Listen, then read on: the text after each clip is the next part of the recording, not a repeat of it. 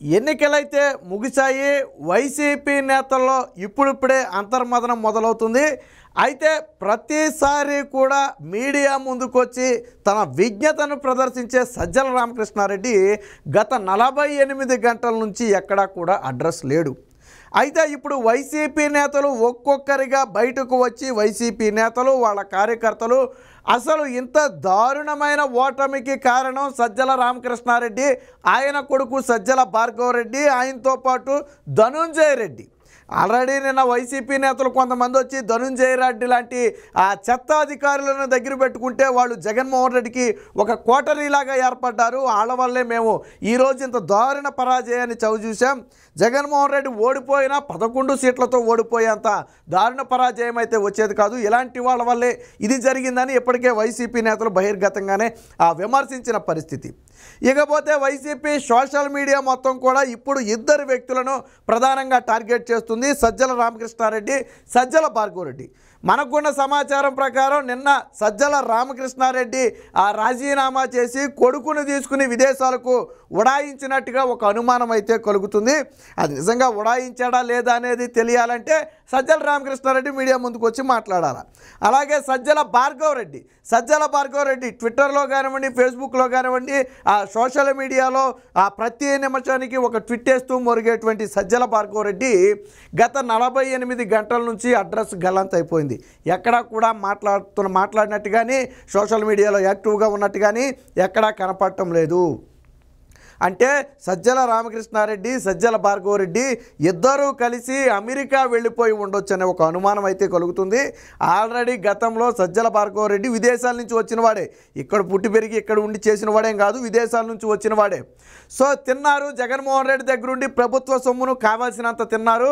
ఇక ఇప్పుడు పని అయిపోయింది, జగన్మోహన్ రెడ్డి ఓడిపోయాడు కాబట్టి జగన్మోహన్ రెడ్డితో అవసరం లేదు కాబట్టి వీళ్ళిద్దరూ కూడా చెక్కేసినట్టుగా తెలుస్తుంది. రెండోది, సజ్జల రామకృష్ణారెడ్డి ప్రధాన టార్గెట్ కాబోతున్నాడు. రేపొద్దున తెలుగుదేశం పార్టీకి ప్రధాన టార్గెట్ సజ్జల రామకృష్ణారెడ్డి. ఎందుకంటే సలహాదారుడు పదవిలో ఉండి కూడా ఇష్టం వచ్చినట్టు మాట్లాడినటువంటి వ్యక్తి. వాస్తవానికి ఈ సలహాదారుడు పదవులకు కానివ్వండి, ఇతర ఏదైతే ప్రభుత్వం నియమించినటువంటి పదవులు ఉంటాయో వాటికి ఏంటంటే ట్రెండ్స్ కనపడుతుండగానే రాజీనామా చేస్తారంటే ఫలితాల రోజే, దాదాపుగా ఫలితాల రోజు సాయంత్రానికి రాజీనామాలు చేసేస్తారు అందరూ. కానీ సజ్జల రామకృష్ణారెడ్డికి మరి సలహాదారుడు పదవి మీద మోజుదేరలో ఏమో తెలియదు కానీ మన్నాడు అంటే ఫలితాలు వెలువడిన మన్నాడు సాయంత్రానికి కానీ ఆయన రాజీనామా చేయలేదు. అంటే వాస్తవానికి నేను ఎందా చెప్పినట్టుగా పదవులన్నిటికీ కూడా ఫలితాల రోజు సాయంత్రానికి రాజీనామా లేఖలు పంపేయాలి. మనకు మధ్యాహ్నం 1 గంటకి 2ంటికే వేవేంటి అనేది అర్థమైపోద్ది. ఏ ఫలితాలైనా కానివ్వండి, అప్పుడే ఆటోమేటిక్గా పదవులకు రాజీనామా చేసేస్తారు. కానీ వైసీపీ నియమించినటువంటి వీళ్ళందరూ ఏంటో విచిత్రంగా ఇంకా కొంతమంది చేయలే. ఆల్రెడీ 3వ రోజు వచ్చేసింది, ఇప్పటికీ చాలామంది రాజీనామాలు చేసే ప్రయత్నం చేయలే. సో ఇప్పుడు సోషల్ మీడియా నిండా ఇద్దరు వ్యక్తుల్ని ప్రధానంగా టార్గెట్ చేశారు. వాళ్ళిద్దరే సజ్జల భార్గవరెడ్డి, సజ్జల రామకృష్ణారెడ్డి. ఇప్పుడు ఒక అనుమానం కలుగుతుంది, వైసీపీ నేతలకు ఒక అనుమానం కలుగుతుంది, అసలు సజ్జల రామకృష్ణారెడ్డి జగన్మోహన్ రెడ్డి దగ్గర ఏమైనా కోవర్టుగా పనిచేశాడా? ఇలాంటి చెత్త సలహాలు ఇచ్చి ప్రధానంగా ఉద్యోగులు ప్రభుత్వానికి దూరం అవ్వటంలో కీలక పాత్ర వహించినటువంటి వ్యక్తి సజ్జల రామకృష్ణారెడ్డి. ఎందుకంటే ఉద్యోగుల్ని నోటుకొచ్చినట్టు మాట్లాడాడు. అలాగే జగన్మోహన్ రెడ్డి స్థానాన్ని సిపిఎస్ రద్దు లాంటివి ఆయనకు తెలిగి హామీ ఇచ్చాడు, ఇప్పుడు ఇవ్వడం కుదరదని చెప్పి మాట్లాడటం కానివ్వండి, లేదా ఉద్యోగులను ఏదైతే చర్చలకు పిలిచిన నేపథ్యంలో వారిని బెదిరించిన తీరు కానివ్వండి, సజ్జల రామకృష్ణారెడ్డి. మిగతా మంత్రులందరూ కూర్చుని మాట్లాడే ప్రయత్నం చేస్తే సజ్జల రామకృష్ణారెడ్డి మాత్రం వాళ్ళని బెదిరించే ప్రయత్నం చేశాడట. సో ఇలాంటి వాళ్ళ వల్లే ఈరోజు ఉద్యోగులు దూరం అయ్యారు. అక్కడ మొదలైనటువంటి యాంటీ ఇప్పటి వరకు ఇక్కడ కూడా తగ్గలేదని చెప్పి వస్తుంది. ఇప్పటికే సిఐడి ఎవరైతే చీఫ్ సంజయ్ ఉన్నాడు, ఆల్రెడీ పారిపోవడానికి అనుమతి కూడా తీసుకున్నాడు చీఫ్ సెక్రటరీ జవహర్ రెడ్డి నుంచి.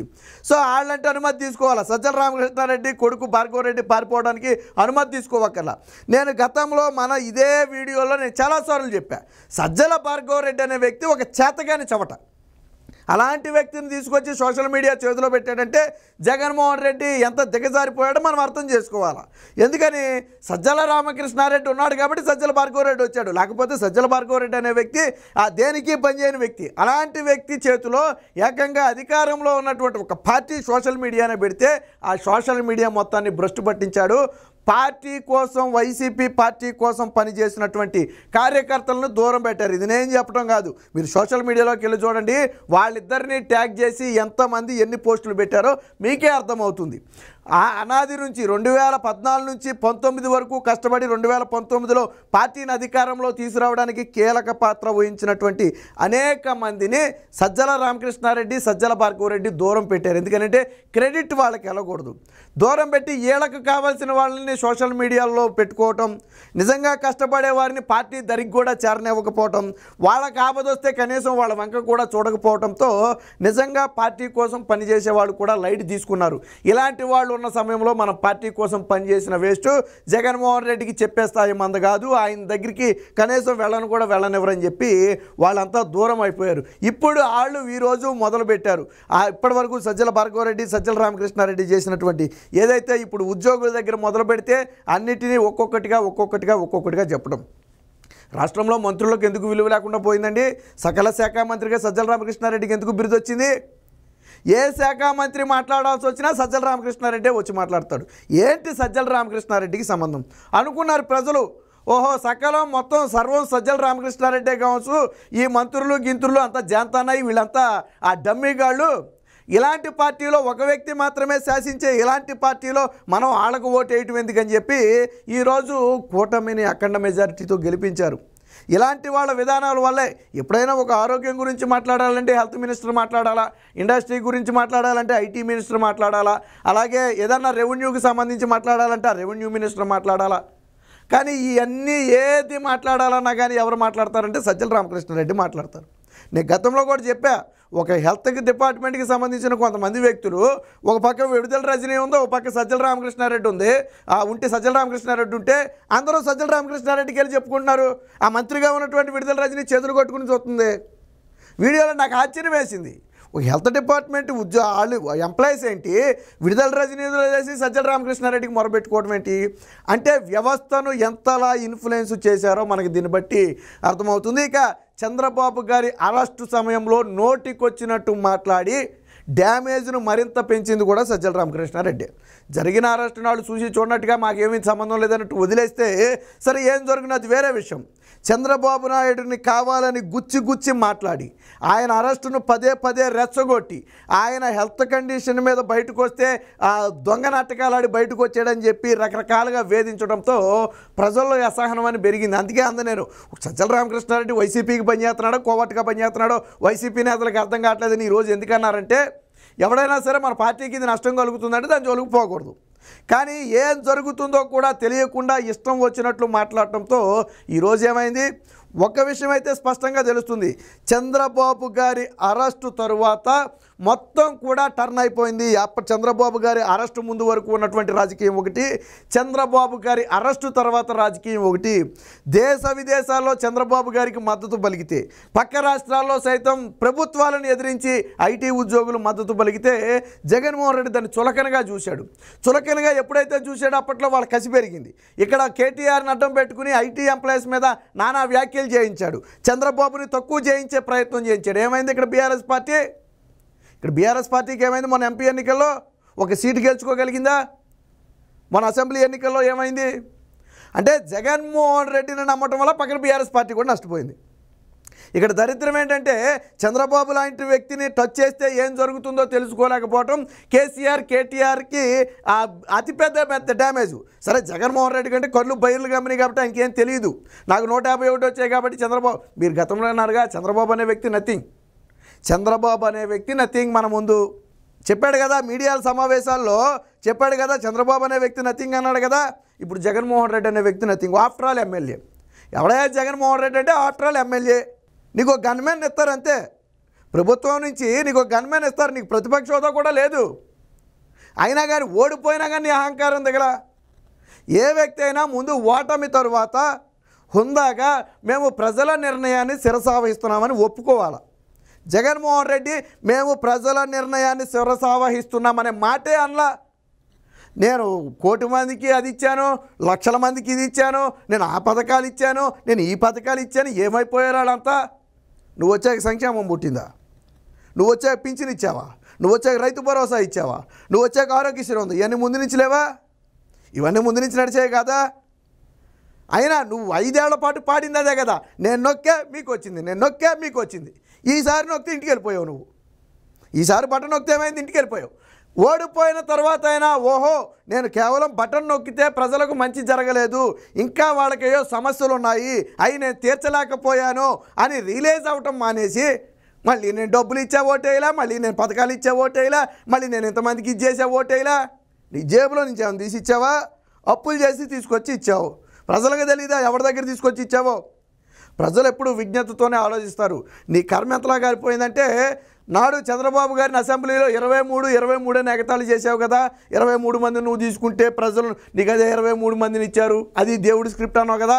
అసలు ఆయన స్క్రిప్ట్ రేపు అసెంబ్లీ సమావేశాల్లో ఉంటుంది. మరి నువ్వు వస్తావో పారిపోతావో తెలియదు, కానీ నీ మీద ఉన్నటువంటి సిబిఐ కేసులు 11, నీకు వచ్చినటువంటి సీట్లు 11. ఎలా ఉంది దేవుడి స్క్రిప్ట్? ఎలా ఉంది? పోలా, అదిరిపోలా? కర్మ అనేది ఒకటి ఉంటుంది. మనం ఇష్టం వచ్చినట్టు చంద్రబాబు గారు సతీమణిని విమర్శిస్తే నవ్వుతావా? చంద్రబాబు గారి ఇంట్లో వ్యక్తులను విమర్శిస్తే నవ్వుతావా? లేకపోతే చంద్రబాబు గారిని అవహేళన చేస్తే నవ్వుతావా? ఆయన పిచ్చాతురు పంపాలని ఎవడో ఒకటి మాట్లాడితే నవ్వుతావా? ఆయనకి రిటైర్ వచ్చిందని ఒకటి మాట్లాడితే నువ్వు నవ్వుతావా? ఆయనకి పింఛను వయసు వచ్చింది, పింఛను ఇవ్వాలంటే నువ్వు నవ్వుతావా? ఇప్పుడు మీ అందరికి కలిపి ఆయన ఇవ్వాలి పింఛను, మీ అందరికి కలిపి ఆయన ఇవ్వాలి పింఛను, తీసుకోవాలా? ఎంత 151 సీట్ల నుంచి 11 సీట్లకు 140 సీట్లు నువ్వు కోల్పోయావు అంటే ప్రజలు నిన్ను తన్నటం కాదు, పరిగెత్తించి కొట్టారు. నువ్వు అది అర్థం చేసుకోవాలి. ఇక్కడ ప్రజలు నిన్ను పరిగెత్తించి కొట్టారు. మళ్ళీ దరిదాపుల్లో కూడా కనపొద్దు అన్నారు. ఇప్పుడు ప్రతి ఓటమి గెలుపోవటములు అనేది సహజం, కానీ ఇక్కడ జగన్మోహన్ రెడ్డి అనే వ్యక్తి అసలు రాజకీయాల్లోకి పనికిరాడని చెప్పి నిన్ను పరిగెత్తించి కొట్టారు. అప్పుడు నీకు వచ్చిన 11 మందిలో కూడా ఎంతమంది మిగులుతారేంటో మనకు తెలియదు, కానీ మొత్తంగా రాష్ట్ర ప్రజలు ఇచ్చినటువంటి తీర్పు అది. ఇప్పుడు ఈ తీర్పు రావడానికి ప్రధాన కారణమైనటువంటి సజ్జల రామకృష్ణారెడ్డి, సజ్జల భార్గవరెడ్డి, వీరిద్దరూ కూడా సజ్జల రామకృష్ణారెడ్డి రిజైన్ చేసి నిన్నే విదేశాలకైతే చెక్కేసినట్టుగా తెలుస్తుంది. బహుశా జగన్మోహన్ రెడ్డి కూడా ఉంటాడో లేదో నాకు తెలియదు. ఆయన కూడా మళ్ళీ ఒక స్పెషల్ ఫ్లైట్ వేసుకుని, ఎందుకంటే అవినీతి సొమ్ము చాలా ఉంది కాబట్టి ఒక స్పెషల్ ఫ్లైట్ వేసుకుని ఆ విదేశాలకు వెళ్ళిపోవచ్చు. కానీ సజ్జల రామకృష్ణారెడ్డి, సజ్జల భార్గవరెడ్డి దొరికితే మాత్రం వైసీపీ నేతలే చావగొడతామని చెప్పి బహిరంగంగా సోషల్ మీడియాలో చెబుతున్నారు. మీరు కనపడితే మీరు నిజంగానే పారిపోండి, దేశం వదిలి లేదా రాష్ట్రం వదిలి పారిపోండి. మళ్ళీ జగన్మోహన్ రెడ్డి దగ్గర కానీ ఆయన చుట్టుపక్కల కానీ ఎక్కడైనా కనపడితే ఆయన కాదు మేమే కొడతామని చెప్పి ఈరోజు వైసీపీ సోషల్ మీడియా కార్యకర్తలు, చోటామోటా నాయకులే పెడుతున్నారు సోషల్ మీడియాలో. ఎందుకంటే అంతలా ఇన్ఫ్లుయెన్స్ చేశారు. బహుశా ఆ దెబ్బకు భయపడే వెళ్ళిపోయాడో, లేకపోతే చంద్రబాబు గారికి దొరికితే ఇక పుట్టగతులు ఉండవు, మనకే కూపీ లాగితే తీగలాగితే డొంకంతా గదులు. ఎందుకంటే ప్రతి అవినీతిలో సజ్జల రామకృష్ణారెడ్డి హస్తం ఉంటుంది. అటు శాండ్ తీసుకున్నా, ఇటు లిక్కర్ తీసుకున్నా, అటు మైనింగ్ తీసుకున్నా, లేకపోతే ఇంకోటి తీసుకున్నా, అన్నింటిలోనూ సజ్జల రామకృష్ణారెడ్డి హస్తం ఉంటుంది.